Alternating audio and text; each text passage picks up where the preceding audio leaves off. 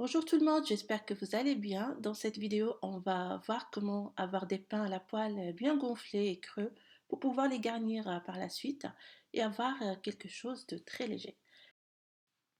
On va faire un mélange de farine et de semoule extra fine. Vous pouvez les faire avec de la farine uniquement.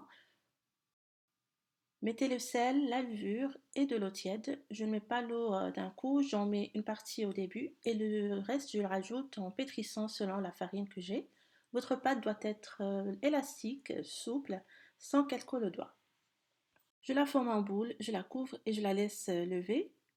Étape très importante, si la pâte ne prend pas le temps de lever, bien sûr les pains ne vont pas gonfler, donc ça serait raté. Je l'ai laissée un peu plus d'une heure. On voit bien qu'elle a doublé de volume. Il y a plein de bulles d'air à l'intérieur de la pâte, mais ça dépend de la température de votre cuisine. Le mieux est de la mettre à l'intérieur d'un four éteint à l'abri des courants d'air. Donc je la divise en morceaux et je vais faire des boules selon la taille que vous voulez donner à vos pains. Moi j'ai fait 18 pains moyens. Vous pouvez aussi étaler la pâte à l'aide d'un rouleau à pâtisserie et couper des mini pains, donc des mini pâte à l'aide d'un emporte-pièce. J'étale donc chaque boule de pâte soit à la main ou à l'aide d'un rouleau en saupoudrant de farine ou de semoule pour avoir quelque chose de bien fin. Je vous montre l'épaisseur, c'est vraiment très fin. C'est ce qui donne par la suite des pains légers sans cette mie à l'intérieur.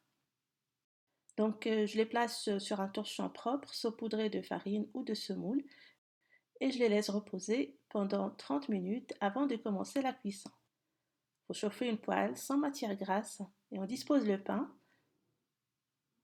Le feu doit être assez fort au début. Vous attendez une minute, puis vous retournez le pain. Vous laissez gonfler, puis vous réduisez le feu à moyen et continuez la cuisson en retournant les pains.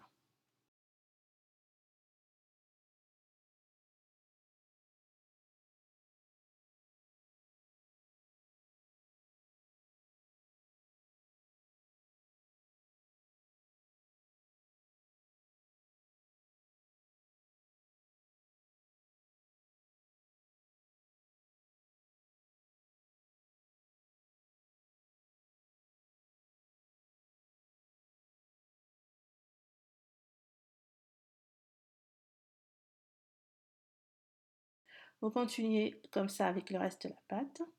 Et là, je vous montre le résultat final. On a des pains légers, bien gonflés et creux à l'intérieur, qu'on peut garnir en sandwich selon le goût de chacun.